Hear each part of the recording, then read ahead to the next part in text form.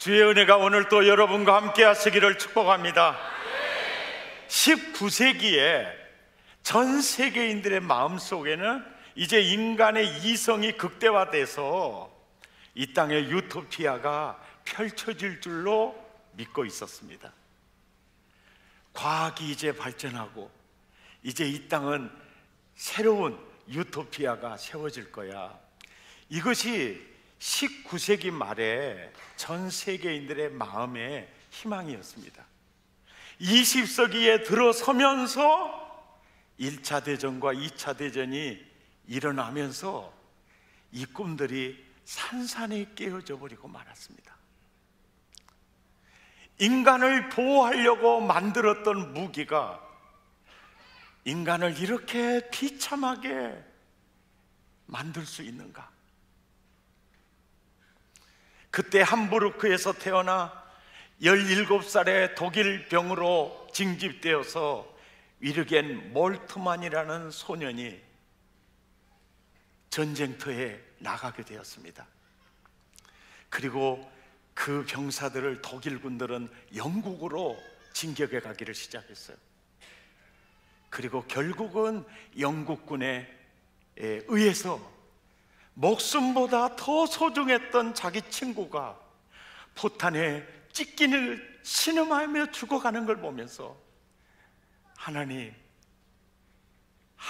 도대체 어디 계십니까? 왜요? 그는 주일학교 때부터 하나님을 섬기는 그런 주일학교 학생이었거든요. 하나님은 사랑이시라.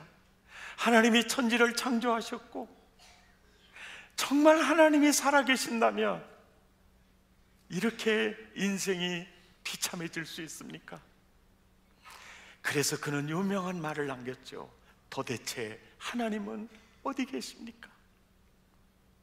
포로 수용소에 잡혀 그야말로 하루에 한 끼를 먹으면서 줄임배를 동여매야 했고 강제 노역에 시달려야 했고 밤에는 호들호들 떨면서 잠을 청해야 했고 거기에서 전염병이 돌고 수많은 사람들이 악취를 뿜어내면서 죽어져 갔습니다. 그때마다 그의 머릿속에 항상 떠오르는 생각은 하나님 도대체 어디 계십니까? 그러는데 똑같은 하루의 한 끼, 똑같은 노역, 그리고 똑같은 방에서 사는데 말이죠, 전혀 딴 세상을 살고 있는 사람들이 있었어요. 그들은 원망이 아니라 감사가 나왔고 그들은 절망이 아니라 희망을 노래했고 17세 소년이 충격을 받았어요. 이 절망의 늪에서 어떻게 희망, 꿈을 꿀 수 있습니까? 모두가 원망하고 불평하고 좌절하고 절망의 늪에 빠져 있을 때 희망을 노래하고 어떻게 그렇게 평화롭게 살 수 있습니까? 너무너무 의아했어요.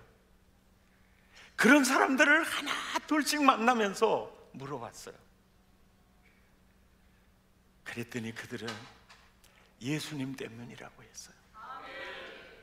나도 예수 믿는데 왜 이런 질문이 나오는 거예요. 그러고 봤더니 그들은 다 성령 체험한 사람들이었어요. 성령으로 사는 사람들이었습니다. 그러면서 그가 깨달아요. 희망은 인간 역사 속에 있는 게 아니라 인간 역사 저편에 희망은 하나님으로부터 오는구나. 그리고 그 희망은 새 영으로부터 새 희망의 역사가 시작되는구나. 그래서 하나님을 더 알고 싶어서 포로로 석방되는 그 다음에 신학을 공부하게 돼요. 그리고 그는 칼발트의 수제자가 됩니다. 그리고 튜빙겐 대학에서 교회 신학자로서 계속 지금도 살아계세요. 근데 이분은 개신교와 이 캐톨릭에 어떻게 하든지 연합을 하자는 에큐메니칼 운동에 이분이 앞장을 섰고, 그러다 보니까 한국의 민중신학을 독일에 또 이렇게 전하기도 했어요. 그러니까 이분의 신학의 스펙트럼이 너무 넓었어요. 그러니까 보수적 성향을 가진 사람은 그를 올바르게 보지 않았는데, 그 인간의 역사를 가만히 더듬어 보면 그의 삶의 체험과 그의 희망의 신학, 또 사람을 살리는 성령, 교회를 교회되게 하는 성령의 역사,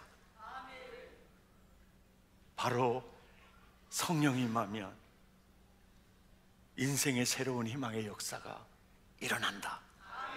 이 신앙만큼은 굉장히 체험을 통해서 아름다운 신학입니다. 오늘 설교 제목이 새영 새희망이에요. 누구도 성령이 임하면 새희망의 역사가 일어납니다. 성령의 능력으로, 힘으로 되지 아니하고 능으로 되지 아니하나 오직 나의 신으로 되느니라. 오늘 에스겔서에 오늘 등장하는 인물은 에스겔이라는 사람이에요. 에스겔은 원래 제사장 집안이라 그는 나중에 제사장이 돼요. 청소년 시절에 꿈을 꿔요. 내가 정말 제사장이 돼요. 하나님을 가까이에서 섬기고 백성들의 제사를 수종드는 꿈을 꾸고 있었는데, 성년이 되어 제사장의 직무를 행하기 전에 바벨론이라고 하는 큰 국가에 의해서 나라가 망해버렸어요. 그리고 바벨론 군대는 이 이스라엘 백성은 과거에 애굽에서 출애굽한 백성이다 역사를 알고 있었어요. 그래서 이들은 뭉치게 놔두면 반드시 출애굽할 민족이다. 그래서 여러 나라에 흩어버렸어요. 그래서 이스라엘 사람들을 만나기가 쉽지 않았어요. 그리고 10년이 지나고 20년이 지나고 30년이 지나고 40년이 지나가니까 이스라엘 사람도 이스라엘 사람 같지가 않았어요. 이 민족이, 우리 민족이 다시 희망을 꿈꿀 수 있을까? 완전히 절망과 좌절에 빠져 있을 때 하나님이 에스겔을 통해서 선포한 희망의 복음이 오늘 본문이에요. 24절 보십시다. 시작. 내가 너희를 여러 나라 가운데서 인도하여 내고 여러 민족 가운데서 모아 데리고 도국 땅에 들어가서 맑은 물을 너희에게 뿌려서 너희로 정결하게 하되 곧 너희 모든 더러운 것에서와 모든 우상 숭배에서 너희를 정결하게 할 것이며. 에스겔의 눈에 비친 이스라엘 백성들은 모두가 다 우상을 섬기고 있었어요. 우상의 자녀가 되어버리고 있었어요. 그리고 그 백성은 디아스포라 여러 나라에 흩어져 있었어요. 뭉칠 수가 없어요. 꿈을 꿀 수가 없는 그런 현실이었어요. 그럴 때 하나님이 구체적으로 여러 나라 가운데서 인도하여 낼 거다. 우상에게서 정결하게 해줄 거다. 어마어마한 복음이었어요. 희망의 복음이었어요. 이 메시지는 지금도 동일한 메시지입니다. 아멘. 26절에 어떻게 내가 그 백성을 새롭게 하겠느냐 등장하는 게 새 영이에요. 성령으로. 아멘. 새 영을 너희 속에 두고 새 마음을 너희에게 두되. 오늘 간증하는 정선 자매가 성령 체험하니까 그죠? 마음이 부드러워져 버려요. 분노도 사라져버려요. 그러니까 남편이 얼마나 좋아가지고 저 어디까지 변한가 보자 그렇잖아요. 성령이 임하면 분노로 가득했던 마음이 달라져요. 굳어진 마음이 풀어져요. 할렐루야, 아멘. 그러니까 새 희망의 역사는 새 영으로부터 시작할 것이다. 믿으시면 아멘 하시기 바랍니다.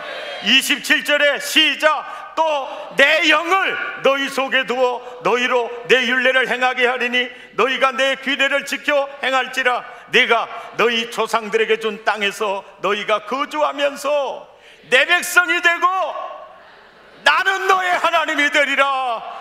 나는 너의 하나님이 되리라. 나는 너의 하나님이 되리라. 그분만 있으면 강한 거죠. 그런데 이 역사는 내 영으로부터 시작할 것이다. 성령으로부터 시작할 것이다. 29절 30절 큰 소리로 읽습니다. 시작. 내가 너희를 모든 더러운 데서 구원하고 곡식이 닥치지 아니하게 할 것이며 또 나무의 열매와 밭의 소산을 풍성하게 하며 너희가 다시는 기근의 욕을 여러 나라에서 당하지 아니하게 하리라. 희망의 복음이었어요. 이 복음을 전해주어라. 왜? 나는 너를 사랑한다. 너희를 향해 놀라운 계획을 가지고 있어. 이 복음을 선포해라. 그런데 이 말씀을 듣고 있는 에스겔도 안 믿고 있는 거예요. 에스겔도 아무래도 안 될 것 같습니다. 나도 안 믿어지는데 내가 어떻게 확신 있게 전하겠습니까? 그러니까 하나님이 에스겔에게 37장 1절에요 에스겔의 그 의심, 그거를 이제 막 뒤집는데요 1절 2절에 보니까 시작. 여호와께서 권능으로 에스겔에게 임재하시고 그의 영으로 나를 데리고 가서 골짜기 가운데 두셨는데 거기 뼈가 가득하더라. 나를 그 뼈 사방으로 지나가게 하시기로 본즉 그 골짜기 지면에 뼈가 샘이 많고 아주 말랐더라. 3절에 시작. 그가 네게 이르시되 인자야 이 뼈들이 능히 살겠느냐 살 수 있겠느냐 하시기로 네가 대답하되 주님이 아십니다. 자, 살아날겠다는 확신이 있어요 없어요? 없어요. 아무래도 안 될 것 같습니다. 능치 못함이 없는데 이래 또 책망을 들을 수 있잖아요. 그러니까 주님이 아십니다. 아주 지혜로운 대답이에요. 따라서 주님이 아십니다. 살겠소? 주님이 아시겠죠. 되겠소? 주님이 아시겠죠. 일어날 수 있겠소? 주님이 아시겠죠. 그래도 착한 게 안 될 것 같은데요 이 부정적인 말은 안 한다니까. 이분이요 그래도 괜찮은 분이더라고. 그러면 주님이 분명히 너 입을 찢어라 이렇게 나올 수 있거든요. 근데 그건 안 해. 내 마음은 아무래도 안 될 것 같은데요 이런 생각이 머리끝에서 발끝까지 가득 따뜻 찼는데 이게 그래 주님이 아십니다 이렇게 하지요. 그럴 때 4절에 시작. 또 내게 이르시되 너는 이 모든 뼈들에게 대언하여 이르기를 마른 뼈들아 여호와의 말씀을 이에 네가 명령을 따라 대언하니 대언할 때 소리가 나고 움직이며 이 뼈 저 뼈가 들어맞아 뼈들이 서로 연결되더라. 내가 또 보니 그 뼈에 힘줄이 생기고 살이 오르며 그 위에 가죽이 덮이니 그 속에 생기는 없더라. 또 내게 이르시되 인자야 너는 생기를 향하여 대언하라. 생기에게 대언하여 이르기를 주 여호와께서 이같이 말씀하시기를 생기야 사방에서부터 와서 이 죽음을 당한 자에게 불어서 살아나게 하라 하셨다 하라. 이에 내가 그 명령대로 생기야 임하라. 생기가 그들에게 들어가매 그들이 곧 일어나서 살아나서, 이제 마음이 급하니까 살아나서 다음에 일어나서인데 마음이 급하니까 일어나서가 먼저 나오네요. 순서대로 읽읍시다. 시작. 살아나서 일어나 서는데 극히 큰 군대더라. 할렐루야, 놀렐루야. 신난다 그래서 신넬루야. 이 환상을 보여주는 거예요. 에스겔에게 그 뼈들이 다 흩어져 버렸는데요. 그리고 아주 말랐어요. 말씀을 대연하니까 뼈들이 툭 일어나고 딱 맞춰져 버려요. 그러더니 또 힘소리 찌직 소리 되죠. 살이 또 부드럽게 또 코팅이 되면서 생기야 임하라 그러니까 서가지고 군대가 되는 거예요. 이 환상을 보여주었어요. 왜 보여주었을까요? 11절을 보세요. 또 내게 이르시되 인자야 이 뼈들은 누구요? 아주 심하게 마른 이 뼈가 이스라엘 온 족속이다. 온 족속이다. 그들이 이르기를 우리의 뼈들이 말랐고 우리의 소망이 없어졌으니 우리는 다 멸절되었습니다. 이러고 이때 전라도 버전이 제일 좋아요. 자빠져 있는 뼈다구들에게 생기, 성령이 임하니까 살아나는 거예요. 그런 은혜가 있기를 바랍니다. 아멘. 그리고 12절에 시작. 그러므로 너는 대언하여 그들에게 이르기를 주 여호와께서 내 백성들아 너희 무덤을 열고 너희로 거기에서 나오게 하고 이스라엘 땅으로 돌아가게 하리라. 나를 믿어라. 나를 믿어라. 그러니까 오늘 본문은 36장과 반복해서 37장이 같이 붙어 있는 내용이에요. 왜? 그렇게 한다고 하니까 에스겔이 안 믿으니까. 마른 뼈들이 아주 많은 골짜기를 가면서 이 뼈들이 살겠느냐, 말씀을 대언해. 그리고 생기를 대언해라 그랬더니 살아나잖아요. 이 모습을 보았느냐. 그러면서 내가 이 백성들을 이렇게 인도하여 내리라. 새 희망의 역사는 새 영으로부터 시작한다. 아멘입니까? 새 영이 임하면 새 역사가 시작이 된다. 예. 덴마크 철학자 키엘케고르의 말처럼 모든 인류는 죽음에 이르는 병에 짓눌려 있습니다. 살다 보면 저주와 실패 속에, 좌절과 절망 속에, 갈등과 번민 속에 짓눌려 있을 수 있습니다. 개인적으로도 짓눌릴 수 있고, 가정적으로도 짓눌릴 수 있고, 민족적으로도 짓눌려 있을 수 있습니다. 그렇게 짓눌려 있을 때 내 인생은 끝이 없는 광야야. 아무리 걸어가도 광야일 뿐이야. 내 인생의 오아시스는 없어. 나는 가도 끝이 없는 광야가 내 인생일 뿐이다. 우리는 그렇게 절망할 수 있습니다. 아니, 환상처럼 나는 아주 마른 뼈에 불과하다. 그래서 나는 이제 끝났다. 그런데 새 희망의 역사는 성령으로부터, 하나님으로부터, 역사 저편 하나님으로부터 온다. 이것이 복음인 줄 믿으시면 아멘 하십시다. 그래서 에스겔 선지자를 통해서 희망의 복음, 성령을 통해서 새 역사를 이룰 메시지를 선포하면서 이사야 32장에서 이사야 선지자를 통해서 또 다른 각도에서 표현을 이렇게 표현합니다. 동일한 표현이죠. 이사야 32장 15절 시작. 마침내 위에서부터 영을 우리에게 부어주시리니 광야 같은 인생이 아름다운 밭과 같이 되며 아름다운 밭은 숲으로 여기게 되리라. 누구 능력으로? 성령의 능력으로. 성령의 능력으로. 성령의 능력으로.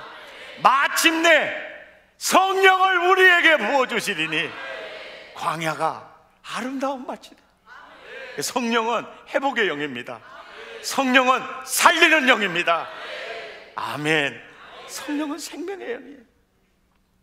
그러니까 사도행전 2장 17절에 18절에 보면 말세에 내가 내 영을 모든 육체에 부어주리니 성령이 부어지게 되면 너희 자녀들은 애어날 것이다. 이 말은 나는 지금 광야인데 내게 임한 성령이 나를 아름다운 밭으로 가꾸어 가실 겁니다. 미래에 이루어질 일을 오늘 선포하는 게 애언입니다. 할렐루야. 젊은이들은 아름다운 밭, 숲에 대한 비전, 환상을 보게 될 것이다. 성령으로 보게 될 것이다. 한 걸음 더 나아가 사람이 나이가 들면 자꾸 사라지는 게 뭐예요? 나이가 들어도 늘어나는 거 있어요. 주름은 늘어납니다. 주름. 국민 여러분, 설교는 듣고 계십니까? 나이가 들면 들수록 늘어나는 건 뭐요? 주름이에요, 주름. 그런데 반대로 나이가 들면 들수록 쫄아드는 게 뭐요? 꿈입니다. 아, 내가 이러는데 성령이 임하면 꿈을 꾸리라. 그때 성경대로 읽습니다. 늙은이들은 꿈을 꾸리라.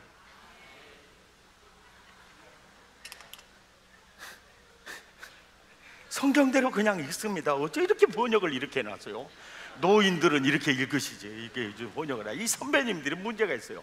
늙은이를 함부로 누구한테 늙은이라 그래?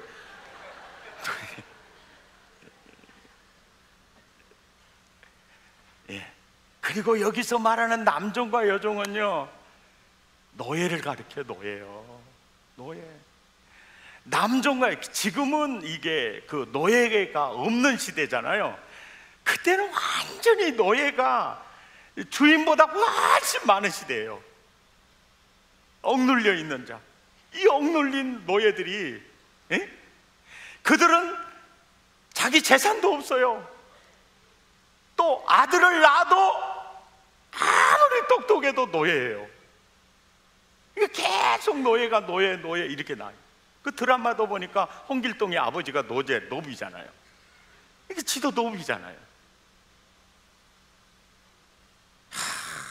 그러니까 이 보면은 이게 남종과 여종은 완전히 희망이 없는데 주의 영이 임하면 자유인이 될 것입니다. 나도 이제 주인이 될 겁니다. 세상은 바꿔질 겁니다. 세상은 바꿔질 겁니다. 그래서 성령의 생수가 흐르는 곳마다 바꿔지잖아요. 바꿔지잖아요. 아멘입니까? 왜 이렇게 바꾸어지느냐? 고린도전서 2장 9절과 10절에 보니까 시작. 기록된 바 하나님이 자기를 사랑하는 자들을 위하여 예비하신 것이 있어요. 그 예비하신 것이 있습니다. 당신을 정말 사랑하는 그 자들을 위해서 하나님이 아끼고 예비해 놓은 것이 있어요. 그것이 뭐요?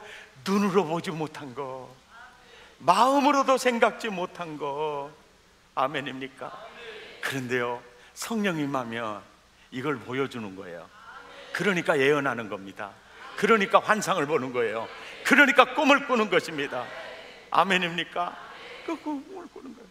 제가 처음에 성령 체험을 할 때, 성령 체험할 때가 언제냐? 완전히 참 인생 아주 정말로 힘들 때 예? 어떻게 그렇게 전우의 시체를 넘고 넘어가지고 살아났는데, 세상에 중학교 2학년 때 병 들어가지고 학생들하고 같이 공부하면 안 된답니다. 그래서 자퇴를 당했어요. 그때 내 인생에 가장 좋을 때입니다.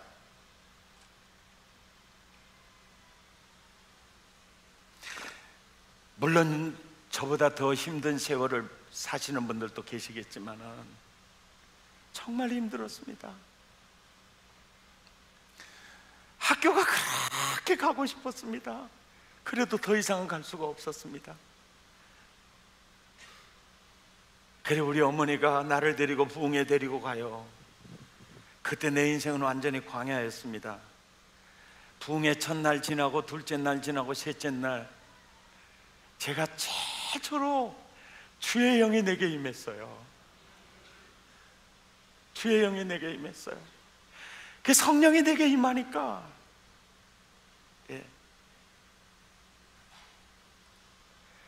처음에 사라진 게 뭐냐? 절망이 사라져요.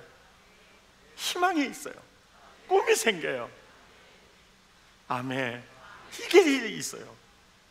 그리고 슬픔 사라져요. 그리고 이해할 수 없는 기쁨이 자리를 잡아요. 그리고 성령이 임했으니까 병도 딱 떠나고 학교에서 복학 통지서가 오는 것이 아니에요. 그런데 나중에 보니까요, 언제 나은 줄도 모르게 나아지고요, 강의록을 갖다 놓고 공부를 해요. 그런데 그런 그 과정을 또 성령님이 다 거치게 해요.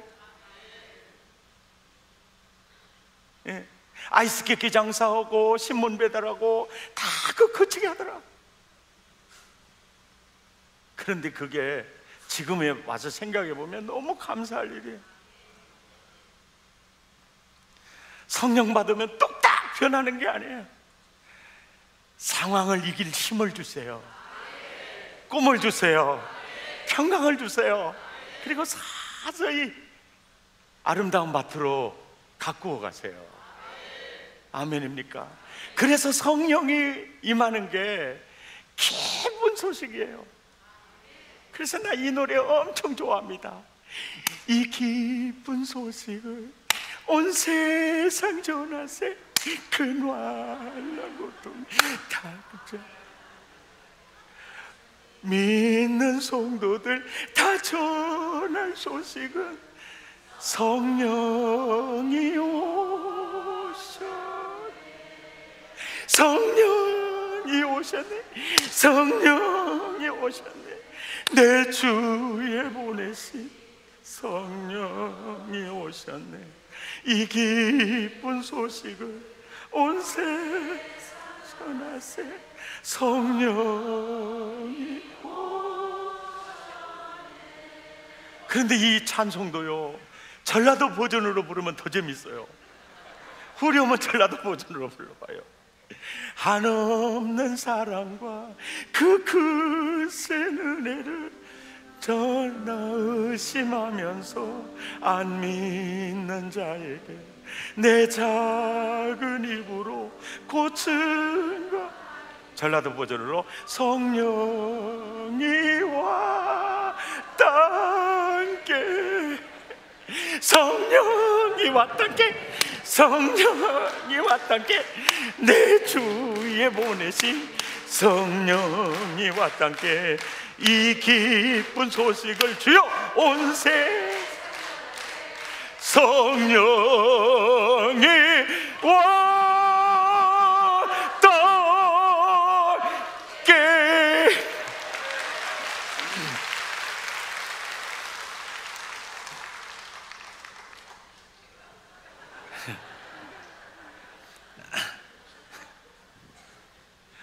아멘. 요즘요, 교회는 다니는데 성령으로 살지 않는 자가 많아요. 이게 성령으로 살지 않아. 이게 세상 것으로 살고 욕심으로 살고 물질로 살고 자기 머리로 살고 이런 사람이 있어요. 그런데 진짜 예수로 살고 성령으로 사는 사람은 참 좋아요. 아멘 하기 싫으시는 분은 주로 지금 뭘로 사는지를 지금 눈치는 채었어요. 옆 사람 눈을 쳐다봐 집이는 뭘로 사냐고. 에? 나는 우리 사랑의 교회 모든 교인이요, 나같이 성령으로 취해서 살면 쓰겠어요. 진짜예요. 그래 취해서. 할렐루야, 놀렐루야, 신렐루야. 아주 좋아. 예배당 건물은요, 우리 사랑의 교회 얼마나 아름답습니까? 그런데 이 교회가 성령 충만하지 않아요. 그러면요, 예배당 크고 아름다운 거 아무 의미 없어요. 여러분의 집이요, 아주 좋은 가구가 있고 평수도 넓고 냉장고에는 먹을 것이 아주 가득 차 있고, 그래도요, 물에 물 탄 듯 술에 술 탄 듯 신자도 아니고 안 신자도 아니고 쪽쪽이도 아니고 알곡도 아니고 미지근하다. 그러면요, 딱 그래서 입에서 나오는 소리야, 이 썩을 놈의 세상 뭐지, 막 그런다니까. 막 그런다니까는. 그런데 예? 힘들고 어려워요. 직장도 잃었어요. 그런데 성령 충만하면 하나님이 책임지시겠지. 살 길은 열릴 거요. 합력하여 선을 이루신다께. 그게 진짜 있어요. 저도 사람에게 버림받아가지고 쫓겨난 사람 아닙니까? 예? 폭풍한 성 몰아치는데요, 처자식 1톤 봉고에 싣고 13평 아파트로 이사를 하는 그날 얼마나 힘들고 어려운지. 그런데 성령님이 함께하면 참 천국이에요. 사실 지금 예배보다 그때 13평 아파트에서 몇 명 이때 예배가 더 재밌었어요. 주여 그러면 눈에서 눈물이 줄줄줄 흐르고, 요즘은 송곳으로 씻어도 눈물이 안 나오고 그러니까 먹고 살기 편리해지면 정말 사실은 이 성령이 사실은 나를 일으킨 것이고, 성령이 교회를 일으킨 것이고, 사실 사랑의 교회는요, 제자 훈련과 성령 운동을 균형 있게 하는 교회입니다. 아멘. 불러 불길 같은 주 성령 이르기로. 저 장로교인데 저기 목사 미쳤는가 보다. 근데 요즘 미쳐야 삽니다. 미쳐야 살아요. 아무리 힘들고 어려워도 성령 충만하면요, 그 어디나 하늘나라입니다. 진짜 천국이에요. 여러분, 영국이요, 대영 제국으로 무역의 대국이 될 때 무슨 산업으로 크게 일어나느냐면 석탄 산업으로 일어납니다. 그러니까 사실 우리나라도 지금이야 석탄 산업이 사양길이었잖아요. 그러나 불 떼고 밥하다가, 아실랑가 모르겠네. 산에서 산이라고도 말하네. 깔끔해서 나무에다가 해꾸벽 때까지 나무를 해야 이게 한 방에 차요. 이게 해 저물 때, 해 얼음 때, 해 꾸먹 때 너무 말이 많아요. 전라도에서 살면요, 말 배우는데 솔찬히 살아야 돼요. 예, 깔끔히 뭐야, 깔끔히 산이지. 별 얘기가 다 있어. 이러는 것도 전혀 생각이 안 나다가 이렇게 뚝뚝 생각날 때가 참 있어요. 예. 그래서 산에서 나무에다가 이렇게 할 때요, 부잣집은 연탄불이 있었어요. 부잣집이. 그러니까 당시에 석탄 산업은 석유 또 이런 그 새로운 아주 어마어마한 일이었어요. 그래서 그 뒤로 영국이 강해지는 걸 보고 이 독일에서 석탄 개발을 많이 했습니다. 그때 우리나라가 박정희 대통령 시절에 광부로 가는 거예요. 그러니까 석탄 산업으로 영국이 아주 힘을 얻을 때 그때 우리나라도 물론 이제 석탄 캐면서 경도가 무너져 많은 사람들이 죽었잖아요. 여기 영국 역사도 그런 역사가 많은데 정말 잊을 수 없는 한 역사가 있었습니다. 164명이 갱도에 갇힌 거예요. 그런데 이제 이 시신이라도 찾으려고 찾다가 더 많은 희생자가 날 수 있다. 그래서 그냥 아예 여기를 그들의 무덤으로 만들어주자, 파지 말자.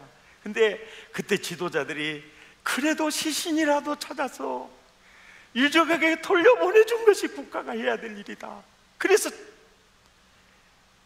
이 작업을 시작을 했습니다. 그래서 구조대원이 도착했을 때 164명은 전체가 시신이었어요. 그런데 이들이요, 큰 판자에다가 이런 글을 남겼습니다. 주께서 우리와 함께 하십니다. 우리는 갈 준비가 되었습니다. 주여 축복하소서. 우리는 대단히 유쾌한 기도회를 가졌습니다. 우리는 영원한 영광을 위해 죽을 준비가 되어 있습니다. 우리는 아마 곧 죽을 것입니다. 그러나 그리스도가 부활하셨으므로 우리는 이곳에 남지 않을 것입니다. 부활의 생명 속에서 아름답게 꽃처럼 피어날 것입니다. 스데반이 돌에 맞아 죽기 직전에 그 얼굴을 보니 천사의 얼굴 같다. 그 내면에 하나님의 나라를 표현한 거거든요. 이 글이 그 속에서도 죽음이 두렵지 않는, 예수님이 그들 안에서 그들의 마음을 지키셨고 찬송하게 했고 기도하게 했고, 아멘입니까? 멋진 족적을 남겨. 이게 영국 역사에 남아있는 역사입니다. 억눌린 자 갇힌 자 자유함이 없는 자 피난처가 되시는 성령님 계시네. 주의 영이 계신 곳에 참 자유가 있다네. 진리의 영이신 성령이 오셨네. 아멘. 성령으로 살고 성령으로 충만하고 성령으로 살면 환경에 아무 문제가 안 됩니다. 아멘. 할렐루야. 이 성령을 사모하시기 바랍니다. 예, 개인적으로, 가정적으로, 셀, 지체, 교구 성령이 임하면 천국이 될 겁니다. 그리고 아름다운 밭으로 세워갈 것입니다. 성령의 기름 부으심을 늘 사모하십시오. 예배 시간에 성령의 기름 부음이 임합니다. 그래서 2시간 예배 중보기도부터 도전하시기 바랍니다. 살리는 오래 정말 성령의 종들이 많이 말씀을 전하잖아요. 기도의 자리에 자꾸 나가면 나갈수록 성령의 기름 부음이 말 겁니다. 찬양할 때 다 함께 찬양하면 찬양하는 만큼 기름 부음이 임합니다. 하나님의 말씀을 읽을 때 임합니다. 내 능력으로 살지 않고 성령의 능력으로 살기를 원합니다. 성령의 기름을 나에게 부어 주옵소서. 냉랭한 미지근한 맛이 없는 신앙이 아니라 맛있는 신앙, 예수 냄새가 나는 신앙, 향기가 있는 신앙, 우리 사랑의 교회 다 그렇게 되기를 축복합니다. 성령님을 사모하면서 우리 함께 찬양합니다. 허무한 시절 지날 때, 깊은 한숨 내쉴 때,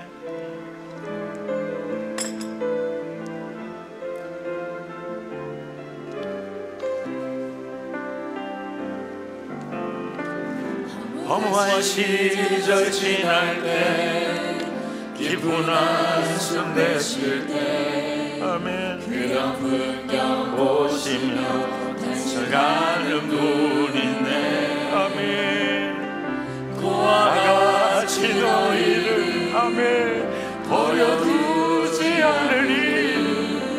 내가 너희와 영원히 함께하리라. 아멘. 성령이 오셨네. 성령이 오셨네. 내 주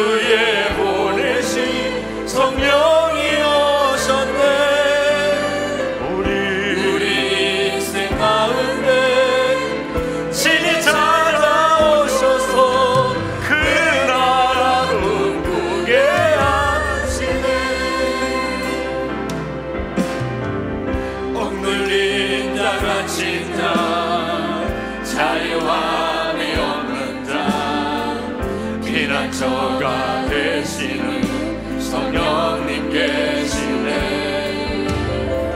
주의 영이 계신 곳에 참 자유가 있다네. 진리의 영이신 성령이 오셨네. 아멘. 성령이 오셨네. 성령이 오셨네. 내 주에 보내신 성령이 오셨네. 우리 인생 가운데 진히 찾아오셔서 그 나라 꿈꾸게 하시네. 허무한 시절 지날 때, 허무한 시절 지날 때, 깊은 한숨 내쉴 때, 그런 풍경 보시며 탄식하는 분이 계시죠. 말씀하십니다. 고와 같이 너희를 버려두지 않으리. 내가 너희와 영원히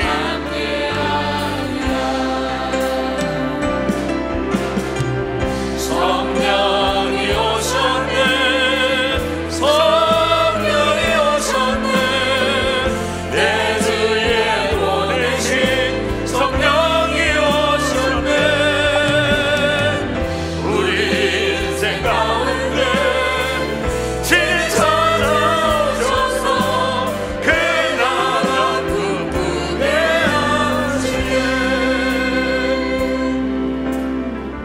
억눌린 자 갇힌 자 자유함이 없는 자 피난처가 되시는 꿈이 되시는 새 역사가 되시는 주의 영이 계신 곳에 아멘. 참 자유가 있다네. 진리의 영 되신 성령이 오셨네. 아멘. 성령이 오셨네. 성령이 오셨네. 내 주에 보내신 성령이 오셨네. 우리 인생 가운데 진히 찾아오셔서 그 나라 꿈꾸게 하시네. 우리 함께 기도하겠습니다. 주여, 이스라엘 백성들이 포로로 잡혀 수십 년 지내면서 절망과 좌절에 빠져 있는 것처럼 내가 그렇게 빠져 있지 않는지요? 나와 내 가정이 마른 뼈가 아닌지요? 희망은 하나님으로부터, 성령으로부터 주여 나에게 성령을 부어 주옵소서. 새 역사를 일으켜 주옵소서. 성령의 기름 부음을 사모하면서 주여 한번 부르고 기도합시다. 주